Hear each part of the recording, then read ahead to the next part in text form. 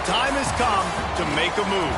If you want to get into the college football playoff, you've got to win big games right now, and we have a clash of ranked opponents coming up in this one. Welcome, everyone, to Louisville, Kentucky, L&N Stadium, home of the Cardinals.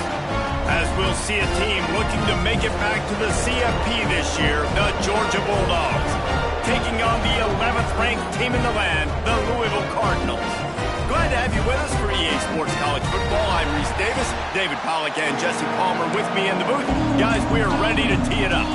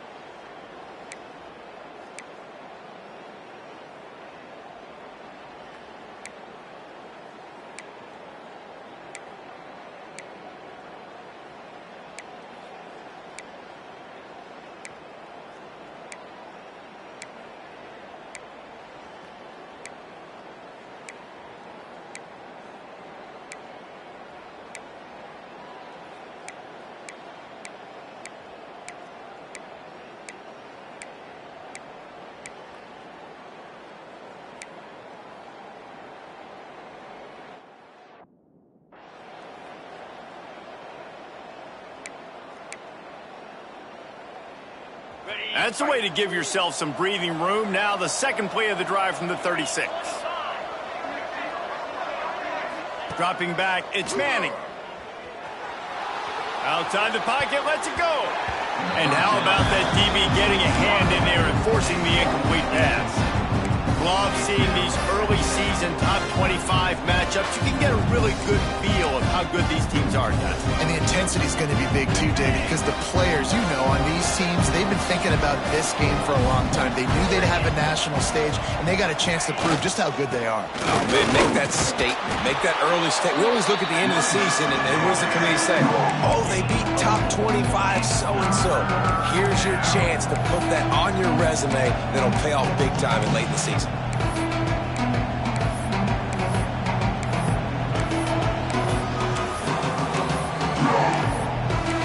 We've reached the 2-minute timeout, and a score on this drive would do wonders for their confidence.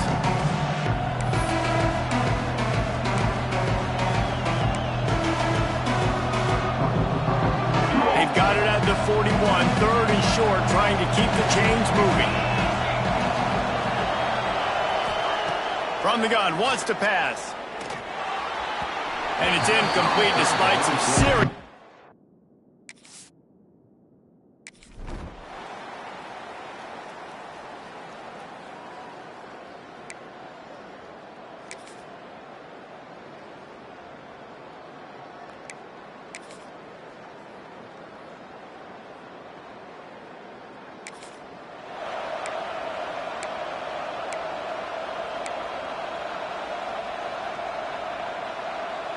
And the Bulldogs really need to keep this drive alive on third down.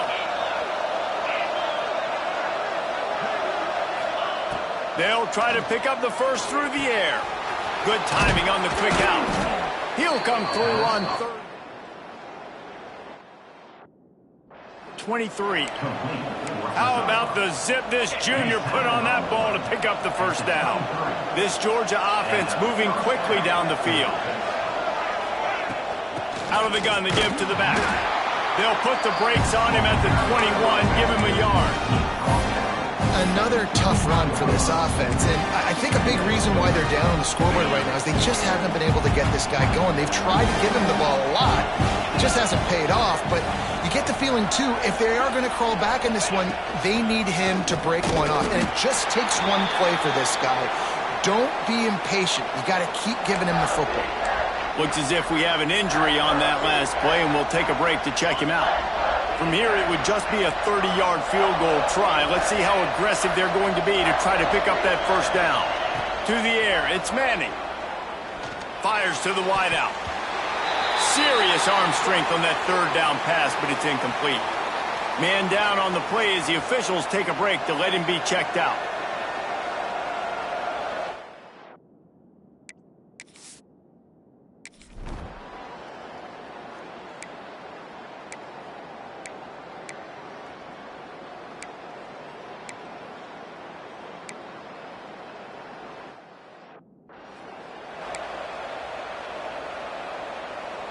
They'll snap it from the 20 for the opening play of this drive.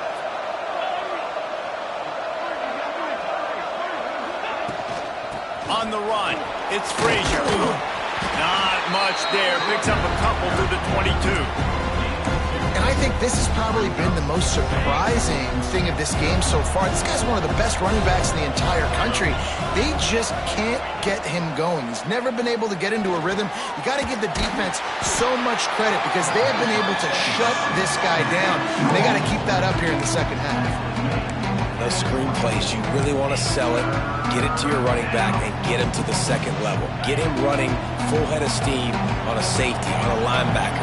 He almost got going, but just got tackled before he could really do any damage.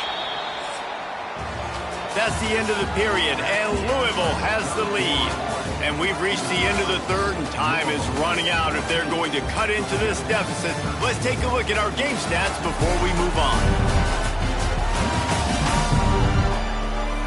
Here comes the fourth. Time to see who steps up, who makes the winning plays to take home that W.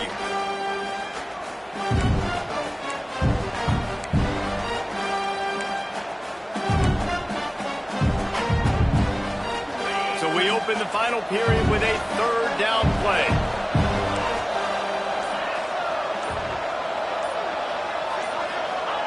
On third and long, trying to have a big completion here. Takes a hit as he fires. All kinds of room to throw that one in there. And he's brought down after a huge completion. And this defense is going to have their hands full because they're going to need to be comfortable with guys one-on-one on islands in the perimeter of the field. And they're just going to have to make better plays than what we saw right there. They knew this offense was going to try to be aggressive. Got to need better effort in the back end for this defense moving forward. He's brought down, but there's a flag on the field. Let's see which way that's going to go. Offside, defense. Yeah, and you see some people get upset with offsides in the defense. I call it the cost of doing business. It's just part of being great off the football. Sometimes you'll guess and sometimes you'll be wrong. The first one is always on me, coach, and then the second one, usually he takes me out of the game. From the gun, they'll give it on the inside. Able to pick up a couple down to the 27. Got to give this defense credit because they have bottled this guy up all game long. He's one of the best running backs in all of college football. Everybody was expecting him to have a big one today. Don't tell that to this defense, though. They've played with great effort. They've gotten hats to the football, and they have been able to shut him down. And they pick up just a few on that completion. The Bulldogs moving quickly to the line.